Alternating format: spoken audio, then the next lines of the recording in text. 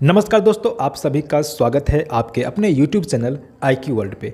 दोस्तों, आज का वीडियो आप लोगों के लिए काफ़ी इंपॉर्टेंट होने वाला है, क्योंकि दोस्तों इस वीडियो में मैं आप लोगों का जो कॉमन डाउट है, हज़ारों कमेंट आते हैं, तो जो कॉमन और इम्पोर्टेंट आप लोगों का कन्फ्यूज़न है, डाउट है, तो उसको दूर करने का इस वीडियो में मैं प्रयास करूँगा।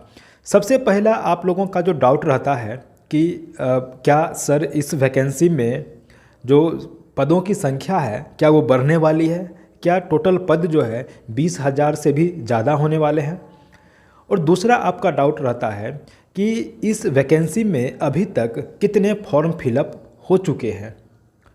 और तीसरा जो कि सबसे ज़्यादा पूछे जाते हैं कि क्या सर एग्ज़ाम जो है इसका कब होने वाला है, पीटी जो परीक्षा है बीएसएससी सेकेंड इंटर स्तरीय की जो पीटी परीक्षा है वो कब होने वाली है। ठीक है। और चौथा डाउट जो आपका रहता है कि क्या पढ़ें क्या नहीं पढ़ें, रिवीजन कैसे करें। ठीक है। और उसके बाद जो एक और डाउट है जो कि काफ़ी ज़्यादा मात्रा में पूछे जाते हैं कि कौन सा सेट प्रैक्टिस करें, कौन सा सेट लगाएं, और सेट में कितने नंबर आ रहे हैं तो हमारा सेफ स्कोर माना जाएगा। तो इन सभी डाउट्स को आज मैं क्लियर करने वाला हूं दोस्तों। आप लोग इस वीडियो में अंत तक ज़रूर बने रहिएगा, और आपको ऐसा लगे कि इस वीडियो से आपको थोड़ा सा भी हेल्प मिल रहा है तो इसको लाइक ज़रूर कर दीजिएगा और अपने दोस्तों में भी शेयर कर दीजिएगा। ठीक है। और आप चैनल को सब्सक्राइब भी कर सकते हैं, क्योंकि मैं इसी प्रकार का वीडियो बीएसएससी से संबंधित अपने चैनल पर लाता रहता हूं, जो कि आपके आगामी बीएसएससी के किसी भी परीक्षा के लिए काफ़ी इम्पोर्टेंट रहता है। तो देखिए, सबसे जो पहला जो आपका डाउट है, सबसे कॉमन डाउट क्या है कि क्या वैकेंसी बढ़ने वाली है। क्योंकि अभी हज़ारों की संख्या में यूट्यूब पर वीडियो मिल जाएंगे आपको, जिसमें कहा जा रहा है कि वैकेंसी बढ़ करके 40,000 होने वाली है, 30,000 होने वाली है, 25,000 होने वाली है। तो इस प्रकार के बहुत सारे दावा यहाँ पर आपको देखने को मिल जाएंगे यूट्यूब पर। ठीक है। देखिए, सितंबर महीना का बात है। सितंबर महीना में हुआ क्या था दोस्तों कि जो सामान्य प्रशासन विभाग है वो सभी विभागों को नोटिस जारी करके जितनी भी वैकेंसी है उसका अधियाचना मांगा था। यानी कि इस दिसंबर महीने तक कितनी वैकेंसी है उसका अधियाचना मांगा गया था। तो उसके बाद कयास लगाए जा रहे हैं कि सभी डिपार्टमेंट मिला करके, जितने भी सचिवालय में डिपार्टमेंट हैं, तो सभी डिपार्टमेंट मिला करके लगभग में 5 से 6,000 वैकेंसी अभी और बढ़ने की चांस है। ठीक है। बीएसएससी सेकेंड इंटर स्तरीय में लगभग 5-6 हज़ार वैकेंसी अभी और बढ़ेगा।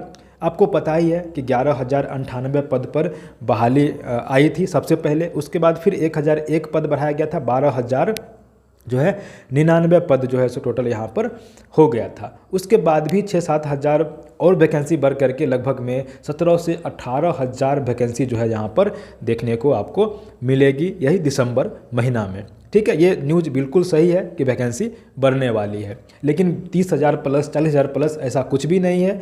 20,000 के अंदर ही वैकेंसी रहेगा।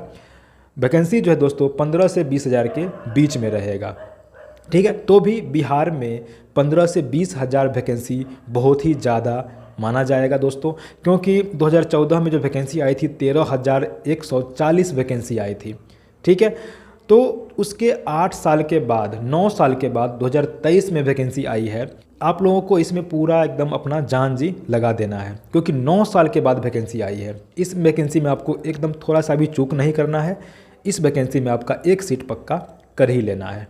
ठीक है। तो पहला डाउट था कि बीएसएससी में कितनी वैकेंसी बढ़ने वाली है, तो लगभग 5-6 हज़ार वैकेंसी जो है बीएसएससी में बढ़ करके लगभग में आपका 16 से 17 से 18 हज़ार के बीच में आपका वैकेंसी हो जाएगा।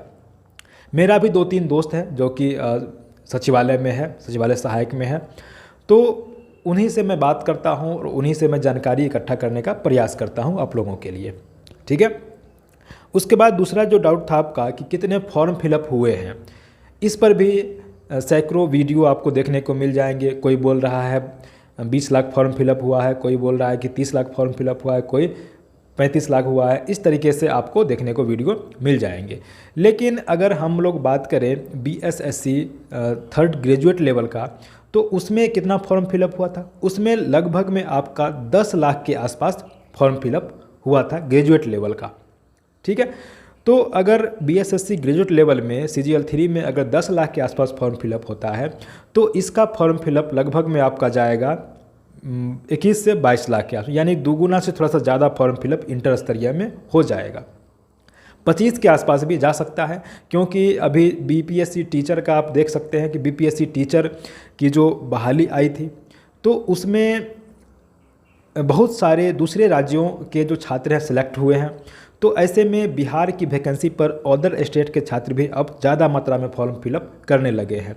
तो इसको देखते हुए बीएसएससी इंटर स्तरीय में भी बहुत सारे फॉर्म जो है सो अदर स्टेट के कैंडिडेट फिलअप किए हैं। यानी कि अगर बिहार का कैंडिडेट अगर 16-17 लाख फॉर्म फिलअप करता है तो 6-7 लाख जो है सो अदर स्टेट के भी छात्र, यूपी, झारखंड, मध्य प्रदेश, राजस्थान, इसके भी छात्र फॉर्म फिलअप जरूर करेंगे। यानी कि लगभग में आपका 22-23 लाख फॉर्म फिलअप आराम से हो जाएगा बीएसएससी सेकंड इंटर स्तरीय में। कोई अगर दावा कर रहा है कि इतना फॉर्म फिलअप हुआ है, इतना फॉर्म फिलअप, तो बिल्कुल गलत है। कोई हमारे पास ऑफिशियल डाटा नहीं है इसका। रोल नंबर के अनुसार लोग देख कर, रजिस्ट्रेशन नंबर के अनुसार लोग देख करके अनुमान लगाते हैं कि इतना फॉर्म फिलअप हुआ है अभी तक। लेकिन अभी तक दोस्तों 17 से 18 लाख फॉर्म फिलअप आराम से हो गया होगा, इसमें कोई डाउट नहीं है। ठीक है, इसका कोई ऑफिशियल डाटा नहीं होता है। कोई अगर दावा कर रहा है तो वो बिल्कुल गलत दावा कर रहा है। ठीक है, एक अनुमान लगा सकते हैं कि ग्रेजुएशन लेवल में अगर 10 लाख फॉर्म फिलअप हुआ है तो इसमें 20+ फॉर्म फिलअप आराम से होगा। ठीक है, अब आते हैं कि परीक्षा कब होगी। सबसे ज़्यादा पूछने वाला क्वेश्चन है ये, कमेंट में पूछ जाते हैं कि परीक्षा कब होगी इसकी। देखिए, मैंने सचिवालय सहायक जो दोस्त है मेरा, उनसे मैंने बात किया था तो उनका कहना था कि 20 जनवरी के बाद परीक्षा होने की पूरी संभावना है।